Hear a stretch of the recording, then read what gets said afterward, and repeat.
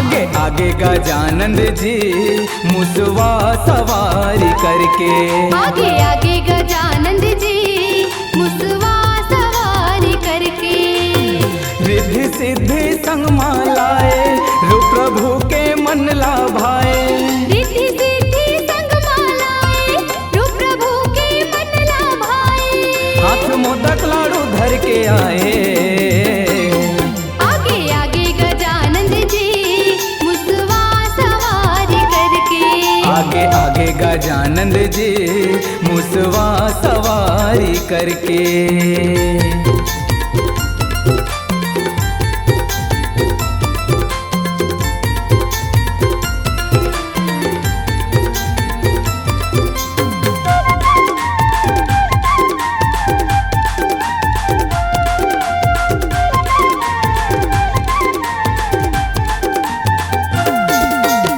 भादो महीना 11 दिन भर गणपति जी आथे। संझा बिहनिया होथे आरती पूजाला सब पाथे।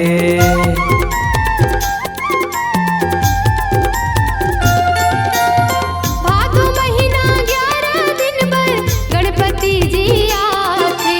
संझा बिहनिया होथे आरती पूजाला सब पाथे। नर नारी तोर दुआरी आथे प्रभु तोर पुजारी।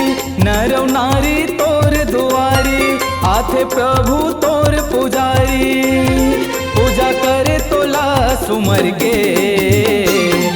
आगे आगे गजानंद जी मुसवा सवारी करके।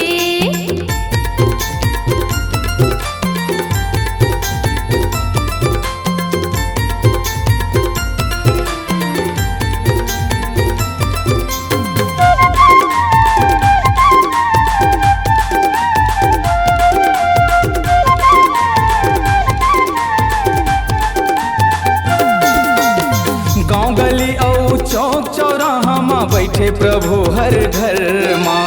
तोरे नाम के गूंजे जयकारा चारों कोटि डहर माँ।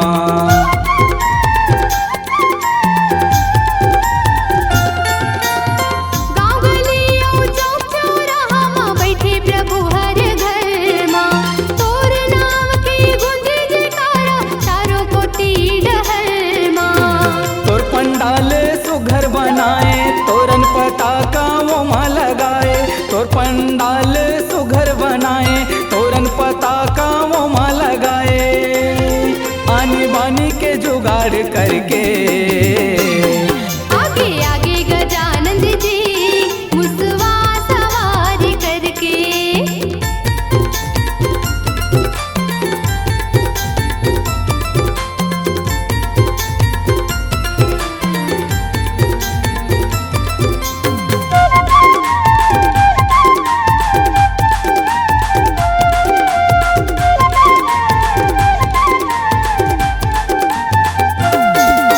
शंकर गौरी के ललना कहाए हे गजानंद देवागा।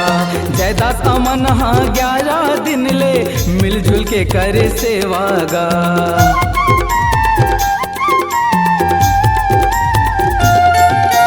शंकर गौरी के लल्ला कहाए हे गजानंद देवागा।